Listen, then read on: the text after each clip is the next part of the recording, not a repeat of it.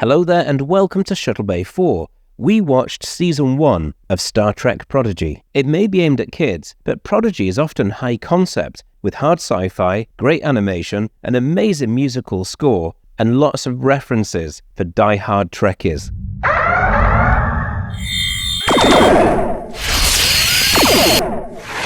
I've tried to summarise Prodigy thusly, okay? So, Star Trek Prodigy, it's a 3D animated series aimed at kids, which aired in 2021. It's set 5 years after Voyager. It debuted on Paramount, and then it moved to Nickelodeon. It's basically, this is the setup, a group of young aliens who are on a penal colony, escape, and they steal, liberate, borrow, whatever, a Federation starship, which happens to be a prototype starship, the USS Protostar, which has a Protostar drive, which means it goes very, very fast.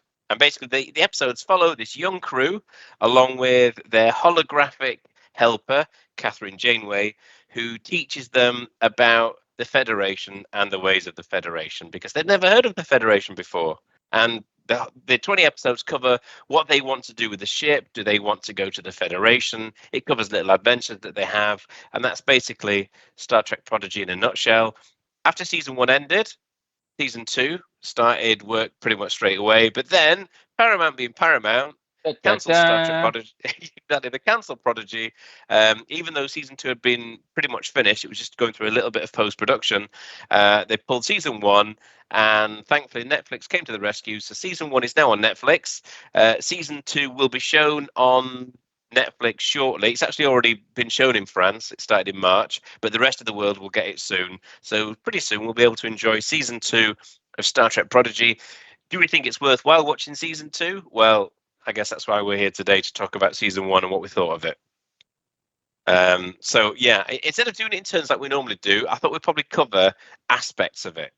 Do you know what I mean? Like the ship. It'd be nice to have a conversation, a more open conversation. We took out today. One thing though that jumps out at me, right, more than anything else, is the music. Now, I'm not going to talk about the theme tune. No, you should talk about the music, because that's high up on my list. Exactly. I wanted to mention the guys that did it as well. We should mention their names. We should do. Well, I'm not going to mention the theme tune, because I know Brush wants to talk about that. Well, it's only just that I love it. Like, you should say about what you think about it. Definitely. Oh no, I absolutely love it. I mean, a few months ago, if you remember, we did our favourite opening sequences of Star Trek, and Prodigy, I think, came number 3, which is amazing considering. It was third on my list, I remember. Yeah, because most people aren't really that familiar with it. But what I want to mention is the actual in-episode music. Is definitely. Yeah, again, there's another guy that did that, so I've written his name down. Well, it's your classic Star Trek music in terms of it's a full orchestra. Because this is an animated series, it'd be easy to think, oh, maybe it got like the shitty end of the stick, especially a Nickelodeon series. It's kind of, I bet, is it heard of ever before that you've had an animated show made by Nickelodeon that's gone and done that? Used a proper orchestra. That's a full orchestra, awesome. because it's got that Star Trek sound throughout, and to me that's important. Star Trek has this sound because it uses a full orchestra for all the series, and I think we've mentioned before. The Orville does the same because it wanted to kind of capture that Star Trek vibe, and it does make a big difference. And it's one of those differences that you're not even that aware of while you're watching it. You know it's there. It's more of a feel than anything else. Obviously, you can't see it. But the music throughout Prodigy is brilliant. I love the theme tune, but I know, Brush, you've probably got something to say about that because I know you feel quite strongly about it. Just literally, I love it. Like I went on that previous episode when we did the list. I do recognise having watched Prodigy now regularly, and never ever skipping the title sequence, which I will admit, if I'm doing a binge watch of other series, I will. Maybe because I have over the years watched it and listened to it so many times. I'm quite happy sometimes to skip the theme, and I know Dan, you hate that, but I do. I admit I wouldn't expect you to.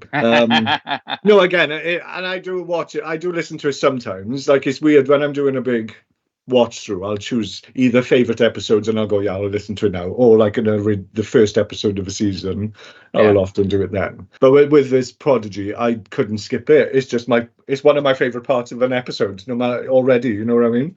And I always grab the remote and turn the volume from maybe 17. I do every time from 17 up to at least 45. And I'm sitting there smiling, like it builds and builds so much. Them drums, when they drums kick in, me, it's like it's written down. Where is it? Big Star Trek tingle. Every time I listen to it, though, it's not just it's brilliant. once. It is like I just watched an episode. They're 20 minutes long. I'm watching that theme tune again. I'm getting the same Star Trek tingle from it because it builds and builds, and that climax when it goes really quiet. Yeah. And then that it's like happy. I dance every time. It's awesome, honestly. It really does do that to me every time. So the visuals are great as well.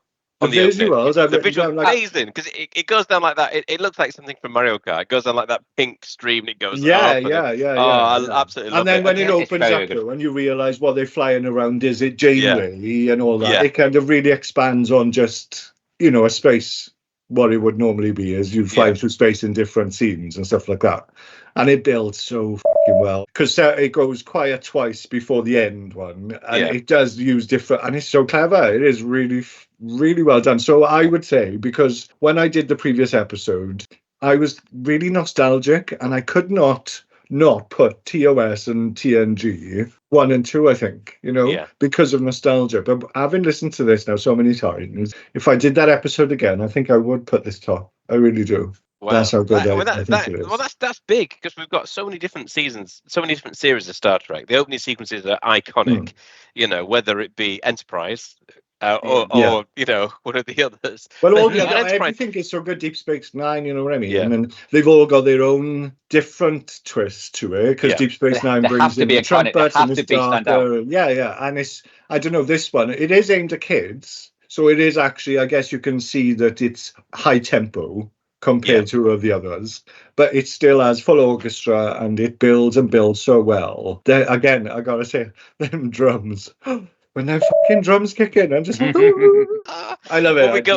When we go to Destination Trek in July, right, I'm going to do a Star Trek playlist in the car, and we'll definitely have that. And I'm expecting you to be like tinkling away. What you're going to fucking do to me is make me listen to the whole track from that bastard episode. Subspace Rhapsody. I do know this. Well, that's a ready-made soundtrack right there, and I'm going to sing it as well.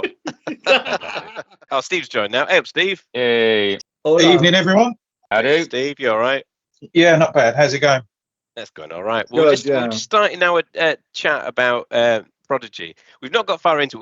We're just talking about the opening theme. But one thing Bruce just mentioned then is, I suppose it's the obvious thing, it's made for kids. But one thing that kind of surprised me is there's a lot less humor in this, and it's a lot more serious than, say, Lower Decks, which is the other animated series. Yeah. Story is actually, it doesn't feel like it's for kids when you go through the story towards the end. The explanation of the reason why these people are doing what it's actually I took a while to get it through my head because it's like it is made for kids because it's Nickelodeon and it's kind of the animation that they recognize today, but it's the storyline is more of an adult storyline in my mind, or I thought older teenagers. It's quite mature. There's some obviously younger aspects in it. The way some of the speech is maybe more simplified or whatever. Obviously there's no no shits, bastards, fucks or anything like that, but sure you get all that all the time doing Next Generation. Yeah, you don't get that. To be fair, you don't get that in Star Trek anyway. You get the odd but that's it. I don't think there's ever been a con. Can you imagine it? Under Data, you do occur to be acting like a bit of a cunt. Actually, Data, as far as TNG is concerned, Data's a potty mouth because he's the one who swore, Yeah. Oh, shit. Did anybody on this call not like it? Yeah, I was good. Yeah, that's an important question. It's I hope as well. We'll ask that again if more people. I like the music. I have one little complaint, and that's only because I watched I only watched a handful of episodes. Mainly, I wanted to watch the last two episodes because I think they're brilliant. So they obviously have the undertone Trek, the little three notes. Yeah. But when the Klingons came on, they didn't do the Klingon tune or Voyager. A little bit of Voyager in there. It didn't. There is some Voyager music played. The Voyager theme is played a few times throughout it. Yeah. The episodes I saw, because I know they do the Klingon tune in Discovery and in possibly Stranger Worlds. It probably that was the only thing. The music's amazing. You can tell they put the money into it. It doesn't feel kiddie-ish or the music. I don't think. It was just a little thing that I thought as soon as the Klingon decloaked, I was like, That's Klingon. interesting point because it would have been such an easy thing to do, and they actually went out of their way throughout the series to give fans, like existing fans, loads of harkbacks, so loads of stuff. There's certain episodes that were they did so full of them that I couldn't keep up. Yeah, they did a thing with it, but it wasn't Klingon. It was that kind of tone, but it wasn't. I was like, I bet that's a licensing thing. I just had that feeling. Really, maybe. Yeah, I don't get it, because surely they own the license. They are Paramount CBS. What you mean? But when it comes down to with Klingons, you could use 2 or 3 different notes and absolutely get it. Do you know what I mean? Yeah, and it wasn't there, and it wasn't there. And I thought, great episode. It was the one thing when I see a Klingon, I want to hear that. That's a proper fan, though. That's a proper Trek fan going, "Oh, series, you need to buck up." Yeah. What I found really interesting is you see Romulans using their spacesuits, and it made me think. It's like you don't ever see aliens using the tech that Star Trek uses naturally. You know what I mean? The spacesuits and the shuttles and the loads of different little techs that we use, especially when you get to Discovery, when they start flying through space, basically, and doing all that. It's like interesting that they showed a Romulan version of it, but it was like, what would the Klingon wear to go out in space? We've never seen these things before, have we? Properly. The closest thing we've seen is that armor in the first episode of Discovery. That's in Discovery, yeah. That's the closest we've got. Like one episode, first episode killed, and then the whole of Discovery, which most people hate because of that. One thing I like visually as well is it's all presented in like this ultra widescreen aspect ratio, which I like straight away. Yeah, you take it seriously because it's got that filmic feel. It's even got, and obviously filmic. They're not using anamorphic lenses to film it because it's computer animated, but you've got lens flare, and I really like the fact you've got this horizontal lens flare and things, and it just gives it that cinematic look, especially along with that orchestral score. So we talked about the music a lot, but I think mixed into that is the animation. The music and the animation go so well together, I think. I thought the characters and all of that animation, and also I thought when it got to the space scenes and ships, even though I don't like the designs of quite a few of the ships, I don't like the designs of them, but visually being in space and on the nebulas you always saw was awesome. It was proper like cinematic. It was like didn't feel like a kid's show. No, it was so well made, and I wonder why. I think it must have cost them a lot of money because of the orchestra, the music score.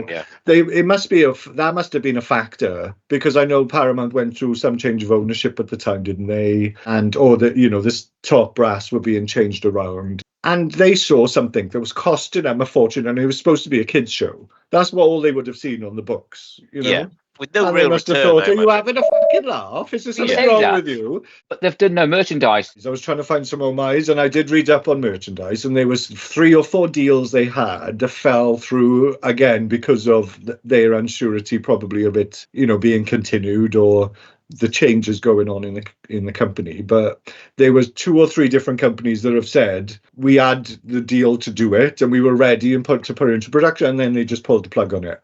So unfortunately it was touted but never done. Like Star Wars, we've mentioned this several times with Star Wars and how they merchandise so well. If they could have really just plugged into it, they could have earned more money out of it. Yeah. But their fear was, our kid's going to buy it. I don't think, again, they just forgot, because it's a kids' show. They would have forgotten, no, all the fucking 40-year-old males will buy it. That's who's going to fucking buy it. You know what I mean? Me and Dan saw episode 1 and 2 at DST 2019. Yeah, we saw, but I'd already seen it. But if I remember correctly, what you happened saw was, it online. It was a free ticket, wasn't it, to watch the premiere? Yeah. It was the first time we'd ever. I think we'd only known each other a day. But it was brilliant. That was our first date. But so I remember that. I remember the episode come out. Kate Mulgrew introduced it. That's it. And it was awesome. It was in a curtain screening room. Stage and positive, and it was just a really good experience. I like. Yeah, it was brilliant. Yeah, she did ask. She said some weird things. She said, "I love it here in Britain." She was quite impressed with how polite we were, and then on with the show, and then we got the first double episode of Prodigy. Yeah. Which was the premiere in the UK at the time, wasn't it? Yeah, UK premiere. I didn't even know that was happening. I just kind of helped myself to go in. As you say, free tickets. I kind of walked in. I think I sat in the commander's area as well, so we were all very close. Even then, we were all in that same room. Wow, it's know crazy. each It other. is crazy. I was isn't at it? the It back. is crazy, I was isn't it? at the back. We came in late. Me and Dickie. We got there late. I think that might actually be the first time we was all in the same room. Well, because we Back to Prodigy. What do you reckon to the ship? I love the Protostar. I think it's a great ship. I actually do need to say as well, whatever ship Janeway was on, I thought was a bit shit. But I didn't like that one at Dauntless, all. no. But I so love the Janeway. I like the Protostar, but Protostar I thought I was don't really like the nice. fact that the nacelles goes downwards when they do that. Oh, I liked it. It looked like it was really No, like, I don't know. I think because what it does then, when the nacelles Let's go go down, again. it makes it look like the ship Janeway is on, the real Janeway. It makes it look like Yeah. that ship. Yeah, it What did is look that like called? Do you know what that's called? I didn't that. I pick can't that remember what up. it's called now. Oh. I'll flash it up on screen now. The ship that the real Janeway flies. Dauntless.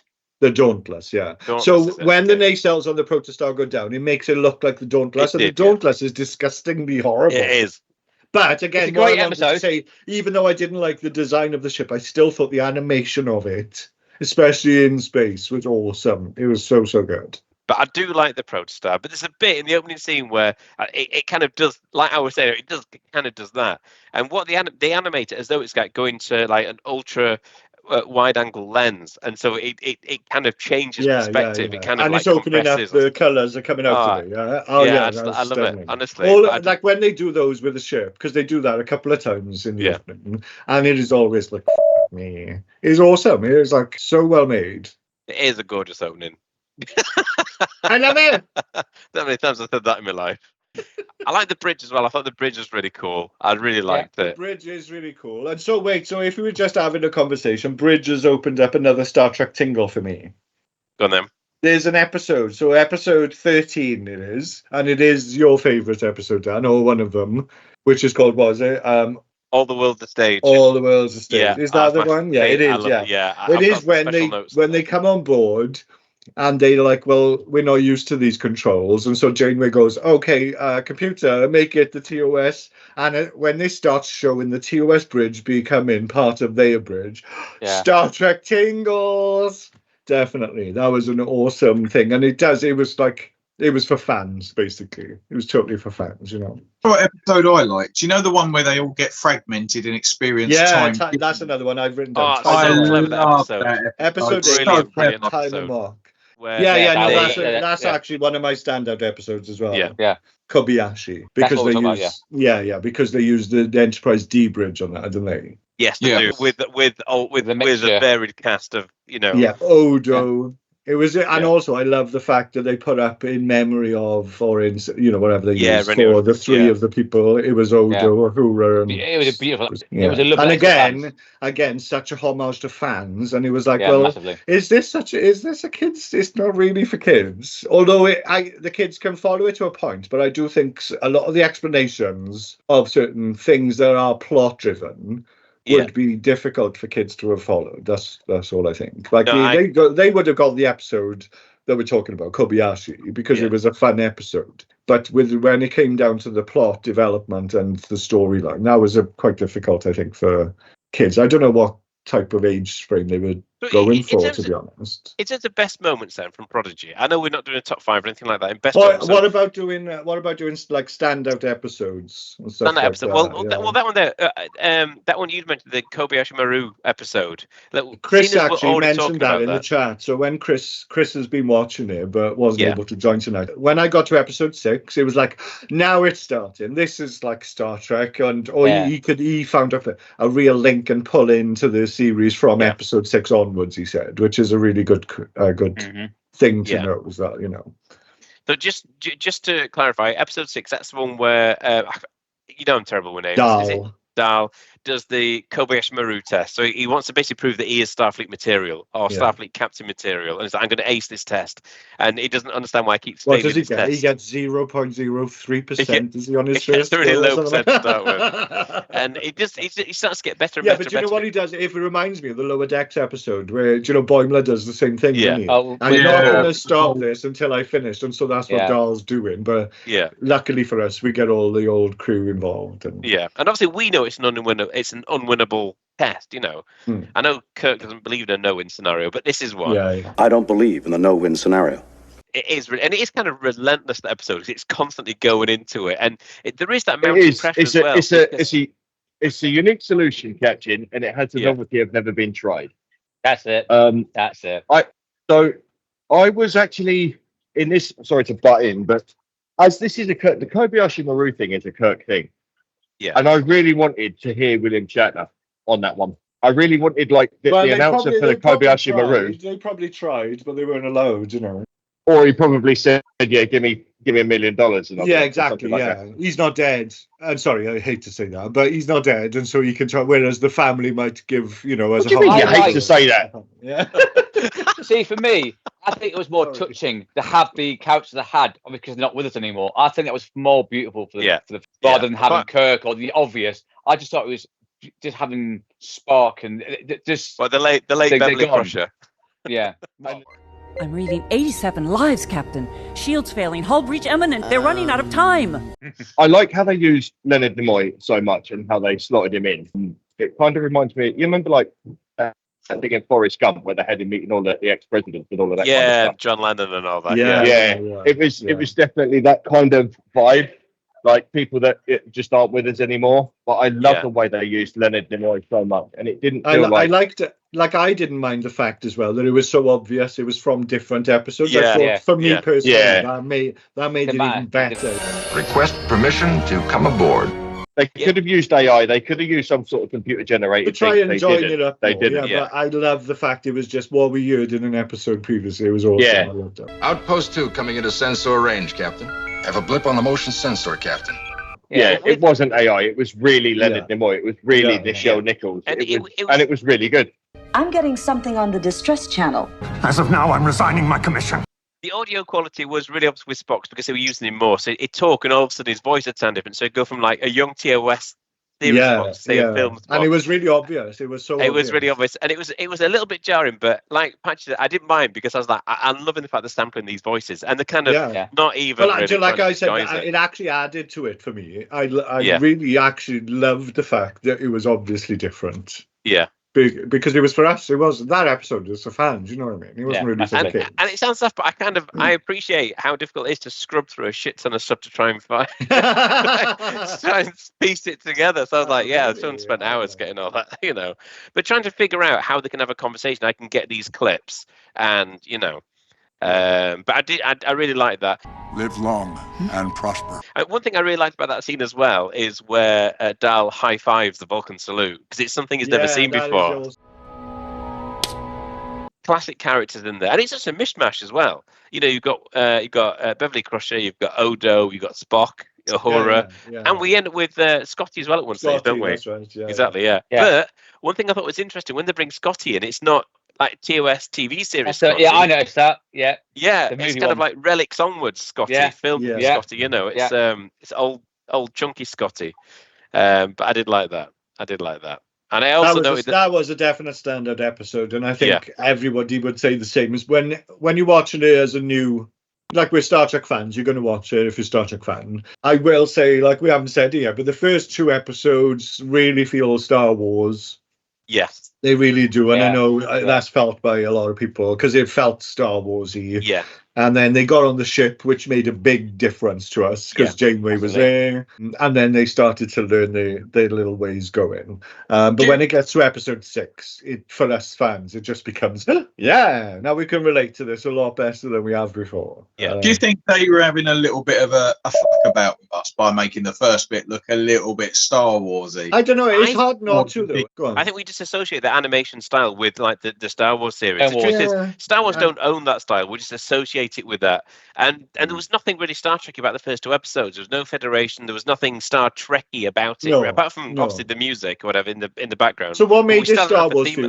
Like for me, it was the Cyclops the alien. Exactly. That made it Star Wars for me, which is really weird because. Well, not weird. It's actually normal today to feel like because Star Wars is such a massive thing. Yeah.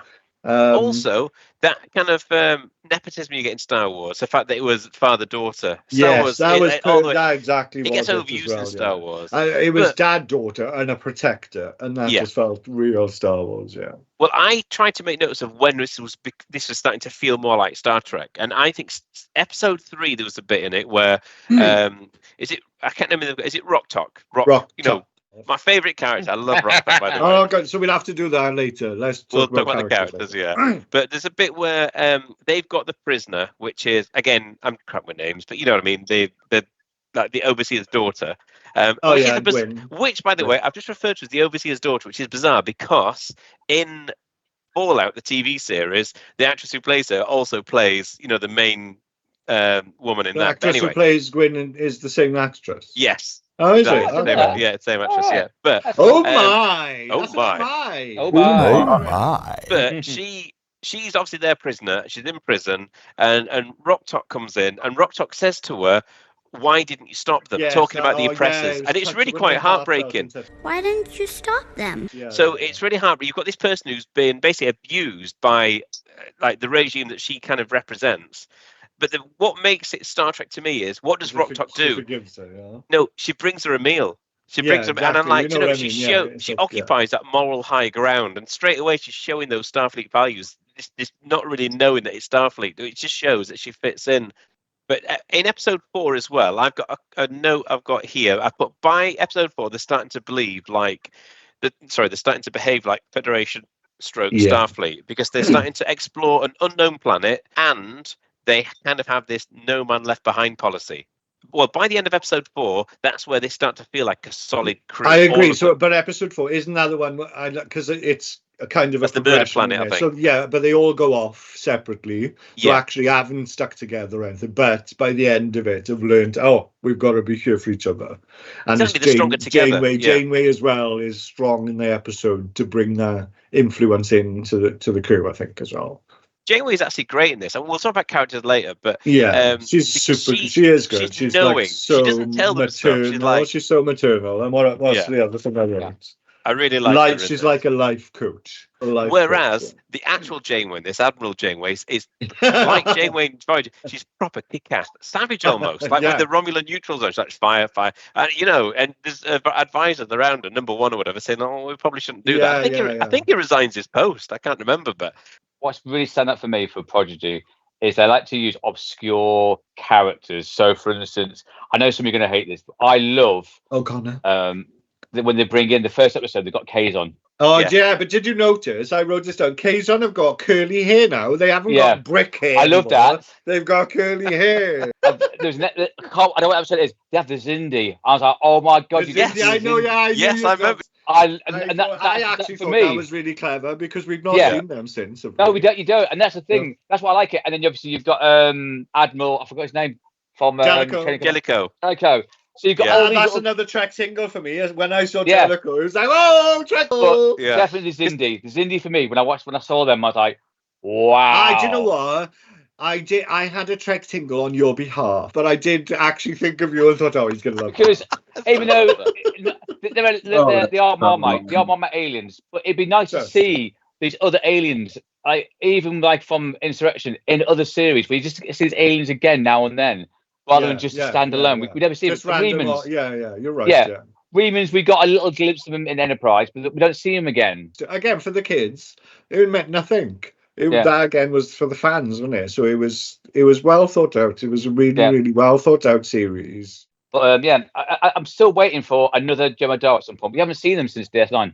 I'm desperate. I can't wait to see another one. Yeah, because they were great aliens, which I think we covered in our favourite aliens episode that we did some time ago. I half expected Dan to turn around and go, and you guys at home can catch that on a previous episode. Click like and subscribe. Click like, subscribe. I never say click like because I always feel like it's proper whoring out. I'm like, it is, but also, well, I don't know because we're doing fine without it. To be honest, we're doing all right. We're slowly getting there. Well, I don't know, but when you say we're slowly getting there is no expectation, is there? So exactly. We really want to see those fingers. I hate it when you get these people being all cool, like, make sure you mash that subscribe button and smash the bell or whatever. You're not cool like that, so it'll be fun. I'm not cool like that. We're a Star Trek group. We're not cool enough to be doing stuff like that. Oh, wait a minute now. According to Penfold, we are the cool class. Episode 8, by the way, Time and Mock. If we're going to talk about that one next, which is one that Penfold mentioned. Go on then, that's it. There's a line at the end of the episode that Janeway says, and she says, "You might not think you're a crew, but you sure look like one. Yeah. And I thought that was a great line because, like you say, they were already starting to feel like a crew. And I think at that point, when she said that to them, they realised, hang on, we are actually quite a solid crew. You may not think you're a crew, but you sure look like one. But I do think in the beginning, and again, this is where maybe you could see it was a kids' show. It was quite obvious what they were doing was going, yeah, okay, you're together, and it was fun all of a sudden. And then it was like, oh, none of us really get on. We don't know each other.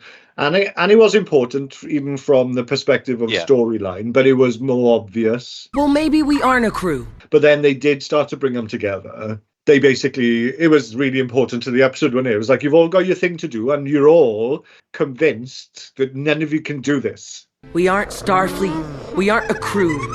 Who are we kidding? We're a bunch of strangers who stole a ship. Yeah. And yet, Janeway was that crux that really made that. It reminded me of the ending of He-Man. In today's story, Elena tried taking a magic potion which she thought would help her. When you get a little message. Well, she found out there aren't any magic potions. Yeah. Yes, it really reminded me of the little He-Man. Some of the episodes, especially when Jane would give them, you've done well done, you've worked together. Yeah. I always thought of, at the end of He-Man, you know. Yeah, I never thought of it like that. Yeah. But don't take drugs, kids. Yeah. There was a little moral in every episode. Drugs don't make your problems go away. They just create more. But that time, when I saw the title "Time and Mock" on screen, I think I watched it on Netflix. So when I saw the episode was called "Time and Mock," I did have that. I was like, "Oh!" I actually thought they were going to do some Amok Time homage. Yeah, I did as well.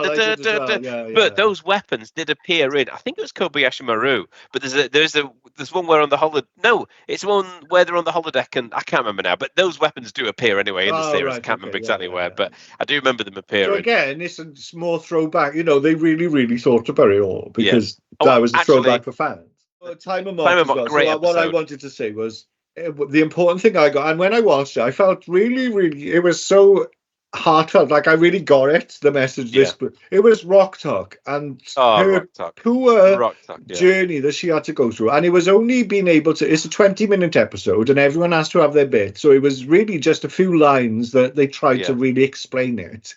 And I guess what they used was words really well to do it because it hit me really hard. That poor youngest as well member of the crew probably spent 20 years. I'm thinking I don't fucking know how long that poor girl was on her own because she learned everything. She was a genius when she came out of it.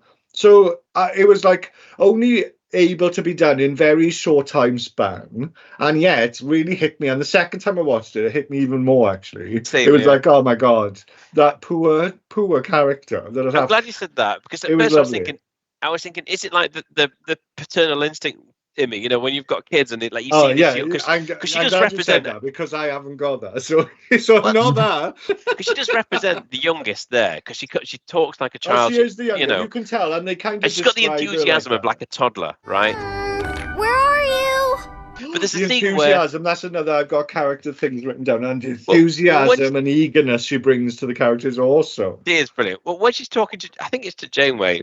It's to Janeway, and I think you even see the look on Janeway's face when you see behind Rock Talk. She's done like bar things on the to mark off the and that's how and it's like, oh my god, this she's been there and she don't come but it's really subtle. It's really because it doesn't, there's no reference to the fact that she's been there for ages and ages. It's just you just see it and all of a sudden you realise she's been on the ship on her own all this time. You see it in Janeway's kind of character's eyes or something, the facial expression. They mention it later on, don't they, in an episode or something. The whole loneliness of it really, really comes across that she was by herself.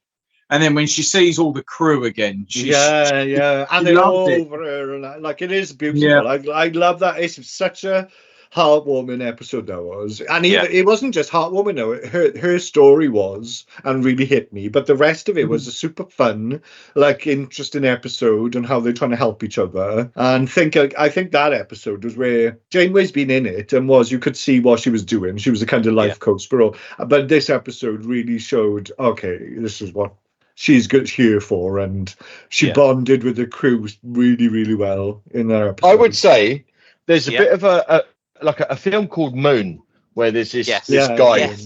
He's marooned on the moon. He's the sole caretaker of this helium mining station, and he's just dying of loneliness. Yeah. And the other thing was, I don't know if you've seen Interstellar, but they go down to this planet, and I think an hour passes for these people, but because of the gravitational effects, something like 10 years has passed on the ship. So they've gone an hour. They open the hatch, and that bloke just appears out of nowhere and wraps his arms around these people. I've been here for 10 years. I haven't spoken to a soul. And how they did that in this episode was when she goes to bed and she says, "Good night, Zero." Good night, mushy thing. Murph and shit.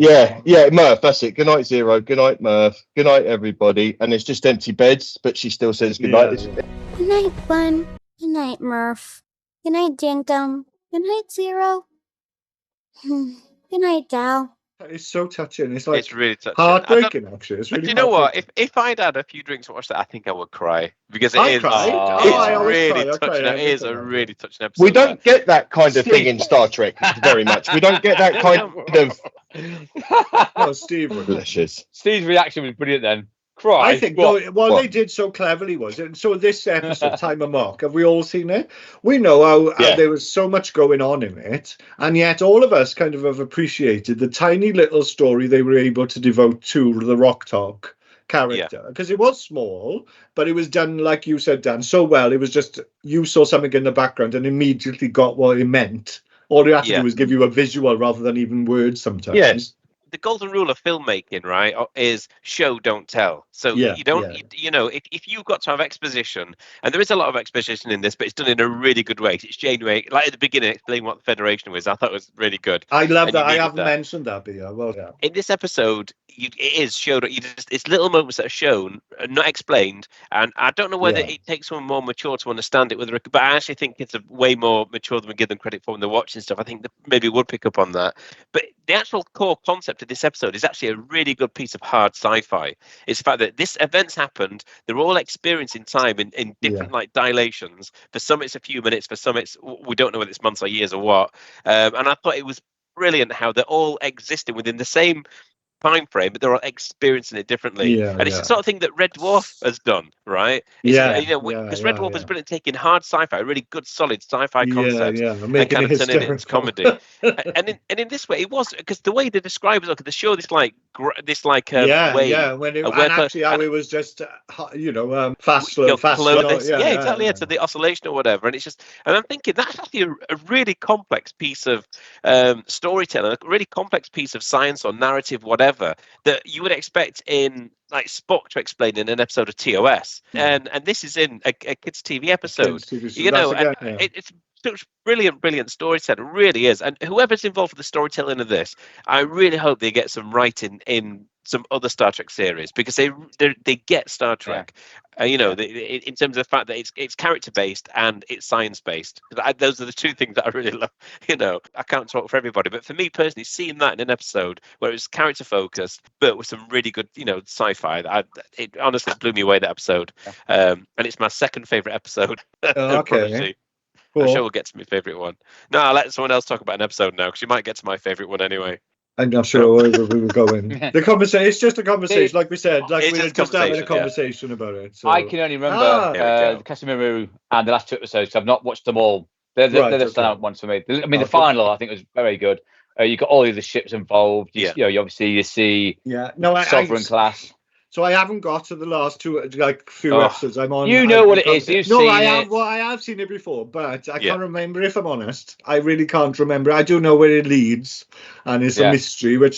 So another thing I'd like to say about it is how many things it brings into a whole series. It brings mystery and it brings action, and there's loads of comedy, and it's like so. Again, from a kid's show perspective, it's got so much for older people like us. Definitely. Like it's not. I don't know. I don't watch it like a kids show. There are kids shows that I watch, and I will turn it off because it's like, well, that is obviously a kids show. You know what I mean? There's no plot to it. It's an episode that's supposed to be funny, and then you move on. I think what they've done quite well is they've made it for kids, but they've also got like a sub theme that's for the established Trekkies. When I say kids, I'm talking like 8 But Well, this do you is know made what? for what, 12 No, and you're looking at about 15-year-olds? Or, yeah. Well, this is 12-year-old. where I'm hoping Dee and Jed are in a position to speak, because they were, I don't know if they did, but they were planning on Yeah, watching they this were with the gonna, kids. And because I personally don't feel that this actually works very well as a kids' TV. I can't imagine a kid just really getting into Well, I Star Trek think through didn't this. Rashid also in the chat mention that is this the one he watches with his son and he loves it? How old is I don't know how old Rashid's son is. I would like to hear Rashid's comments. He's about 8, is he? Oh, there you Yeah. go. That's really Yeah. interesting. I might ping him and see what, to get a comment. Yeah, you should. Yeah, because he important. definitely mentioned in the chat that him and his kid have watched it, and his kid really, really, and it's the first time anybody has sat and watched any Star Trek with him, and his kid really, really likes it. And Penfold said he's about 8 years old, so that's interesting. There's no point me saying, "Oh, this would or wouldn't appeal to kids." I'm 43, right? I'm not gonna, Well, you've got kids, but they are older. I have got kids, yeah, but they're not bothered about this. At the minute they see Star Trek, they're like, "I saw that." So Jed, can you hear us, Jed? He might not be able to speak. We don't force anybody to speak. Fucking hell, Jed, tell us what you think. Come on, Jed, you ignorant bastard. God damn you. Oh my. Oh my. He might jump. No worries, Jed. No pressure on you. Well, while waiting for Jed, my favourite episode of this. I'm gonna go take a break. You're taking a break? I need to pee. Sorry. Oh, you go and have a pee. Don't pee long. He's taking his camera. I thought he was going to take his laptop with him. And I'm going to pee right in front of you. Turn your sound off, you dirty bugger. He's peeing into a bottle. He's not even going to the toilet. Episode 13, All the World's a Stage, is my favourite episode of this, and I was waiting for it to come on. I actually thought it was sooner in the series than it was. It's episode 13, and this is the one where they travel to a planet where the Galileo from TOS crash landed. Yes. And basically, they've kind of recreated Star Trek, the original series, and that's how they live their life. I like that one. But they've got things slightly wrong. But I love it because the main guy talks doing a Shatner impression, and it's a really good Shatner. He's got all the mannerisms. Captain's log, stardate, many moons ago. And I like the fact that it's taking the piss, but from a place of love. I am James T. This is Sue U. You know what I mean? Definitely, I really like that. Definitely. And they say live logs and proper, I think it is they say. Live logs and proper. Live logs and proper. There's a scene where they're doing training, like physical training, and they're doing like the classic Kirk foo, like the two-handed punch and all that. Yeah. And I thought it's so well realised, all these little moments that if you've never watched Star Trek before, it's just an episode. But if you've seen TOS and you've made observations about things like Kirk Fu, you get so much more from it because you're watching it, and there's little gems. And as a fan, I really, really appreciate that. Is this your favourite episode? Yeah, All the World's a Stage. James T and everyone. There's so many references in that episode that I couldn't keep up. I'd have to rewatch it so many times to pick up on everything they're saying and actually translate it because they say it in a slightly different way. Yeah, live logs and proper. It's so much fun. Starflight. Yeah. I am Ensign of Starflight Enterprise. That's a good thing about Prodigy because you've got standard episodes that are really kiddified. I'm not really interested in the really kiddified ones. Then you've got these gems that are really a love letter to the fans. Yeah. So and the standalone episodes, so you can enjoy. You can miss a couple. You know what's going on. But you couldn't do that in a live action series. You couldn't have a live action series where somebody's doing like a Shatner impression. Yeah, definitely. Yeah. It just wouldn't work. It'd be a bit too, camp, a bit stupid. Whereas in this, it works well. You get away with it. Yes, definitely. So we're saying with Low Decks, you can get away with certain things that you wouldn't get away with in live action. Yeah, there's a level of irreverence that you can just, that you get away with. You just wouldn't get away with in say like. I haven't said that. Strange New Worlds have probably done the campiest episode there is. That was lucky. That was a sheer look. Camp is one word for it. Amazing. And that's another word. Really amazing. And that's two words. You can't use two words. Disqualified. Sorry. For me, that episode gave me the Trek tingle because, like I said, they did beam to the Protostar and bring out the TOS bridge. Yeah. And that was an awesome thing too. It was brilliant to see that. But I love the uniform as well because I was going to do that as a cosplay last year. The green uniforms all stitched together. Really good.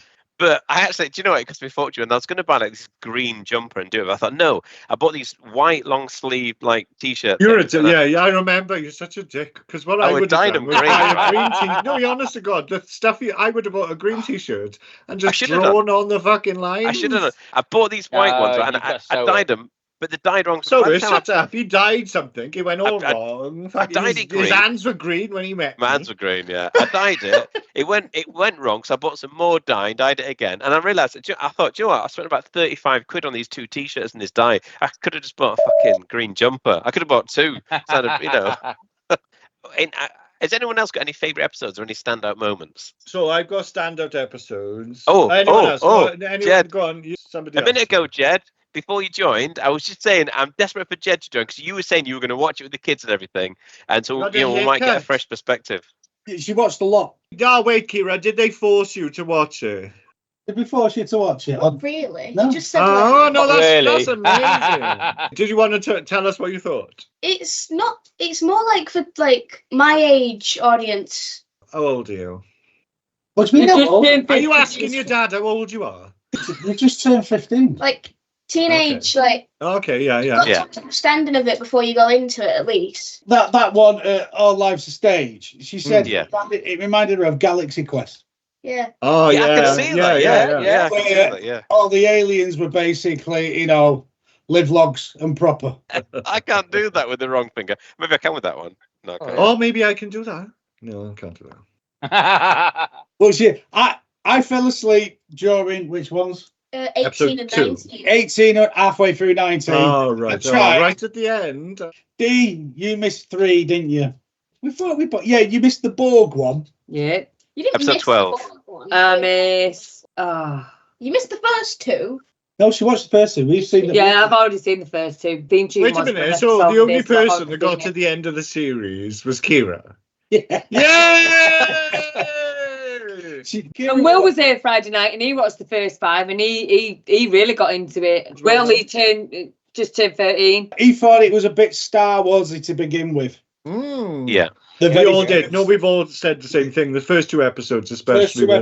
Very Star Wars. Maybe, do you know what? Maybe they used that as a way to pull kids in. I don't know. Maybe so, yeah. Maybe it was planned. So what's this thing you're talking about? Star Wars? I did that last time. I can't do it twice. It's fun now. Kira, would you like to watch season 2 if it comes out? Yeah. Yeah. Whoa. New Star Trek fan. Well, hey, Kira, we'll see you in July, yeah? So, but Kira wants to watch Voyager now.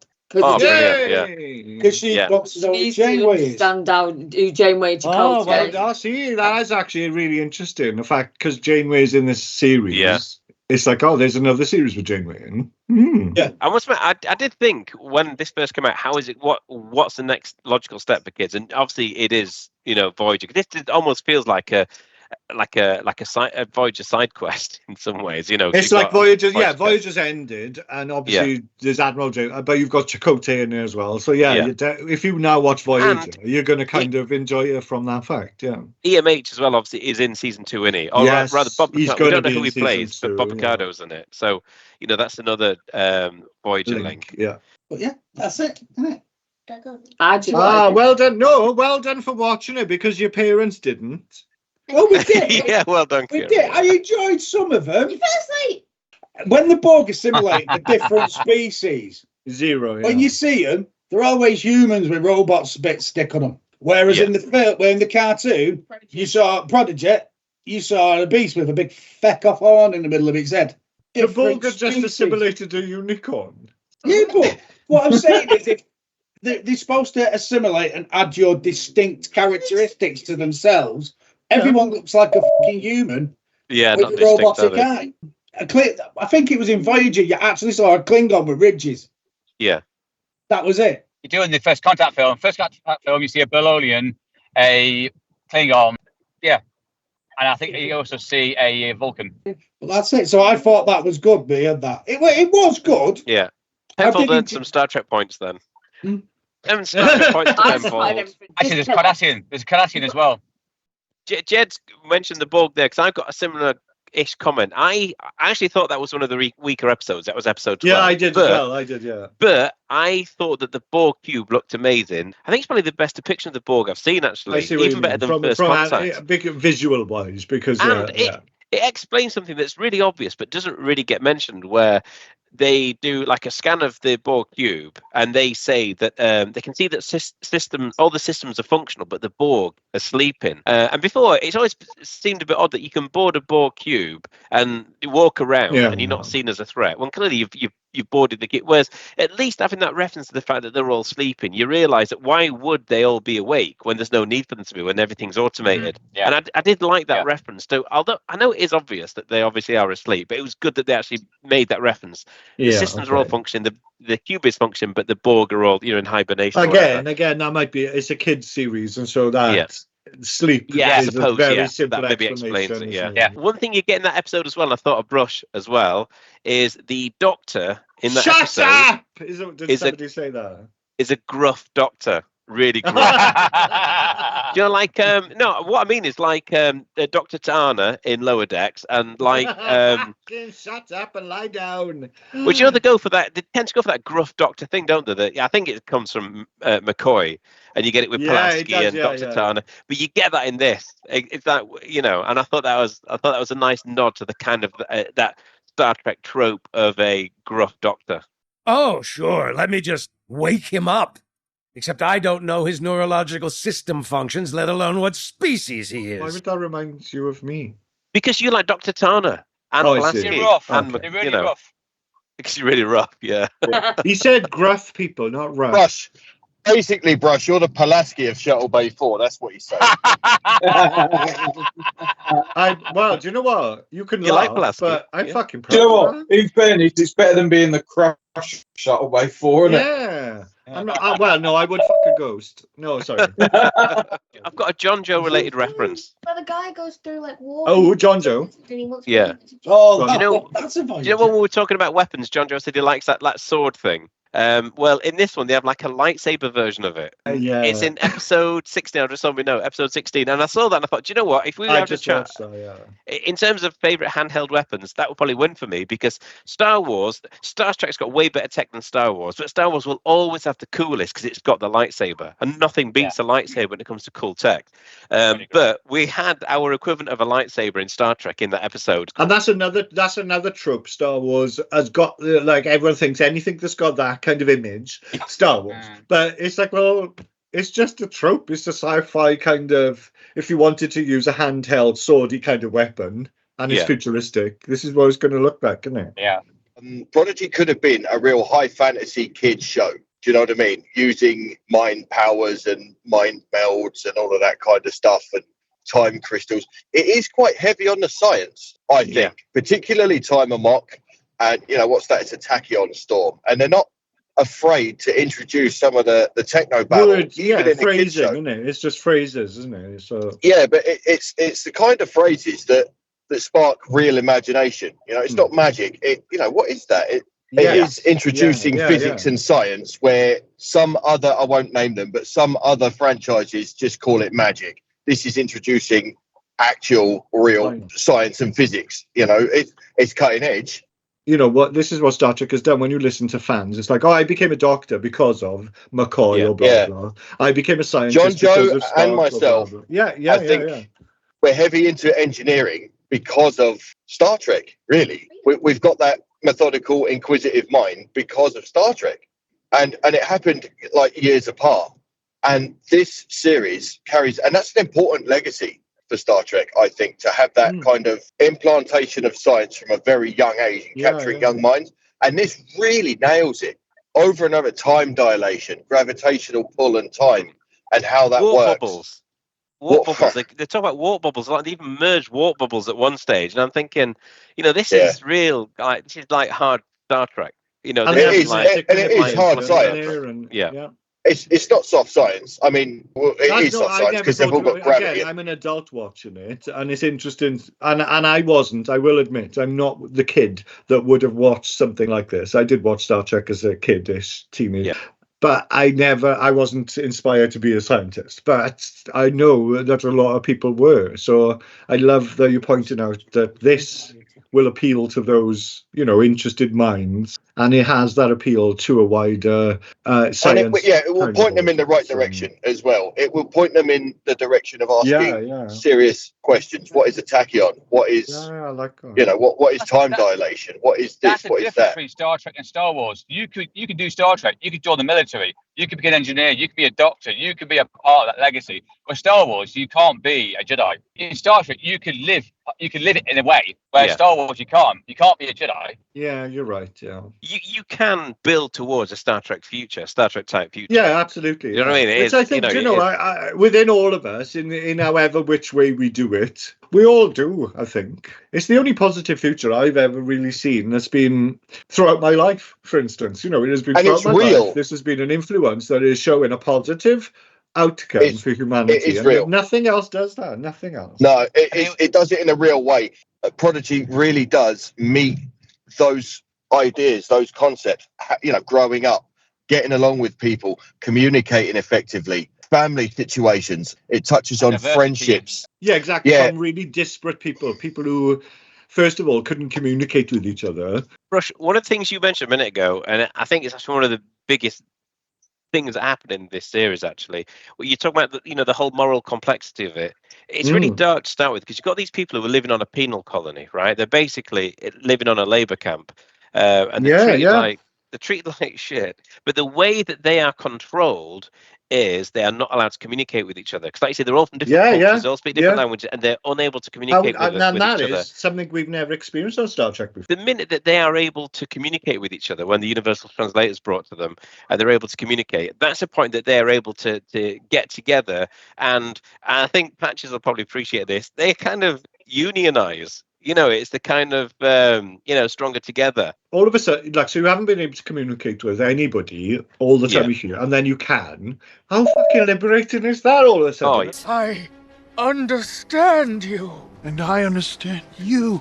The minute that they're able to communicate with each other, the balance of power swings their way, and all of a sudden they realise the majority. They are the majority. They are the majority. Yeah, that's one of the morals that comes through for me as a union man as well. But together we are strong.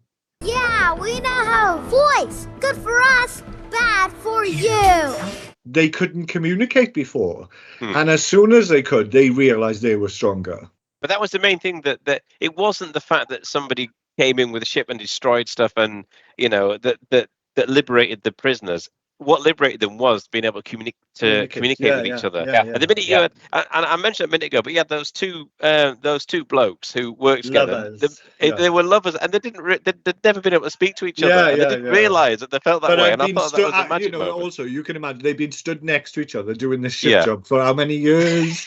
How many years? Kind of giving them glances, the side eye and the glance at the crotch and the. It's played for laughs, but. Because it's a funny moment, but it's not just played for laughs. You realise that this is a really deep moment. These two people who spent weeks, months, years together doing, like I say, a shit job under really shit conditions, not being able to communicate. All of a sudden they can communicate, and the first thing they do is kind of admit the feelings for each other. Yeah. And I thought Which that was again it wasn't forced. It is an older teenager thing, isn't it? It's like it doesn't feel like a kid's show and a 7-8-year-old show. But it wasn't forced. I find a lot of the love stories and a lot of the modern Trek feels forced, no matter what the relationship is. It feels so forced. It does feel forced. That moment was just amazing. I was like, wow.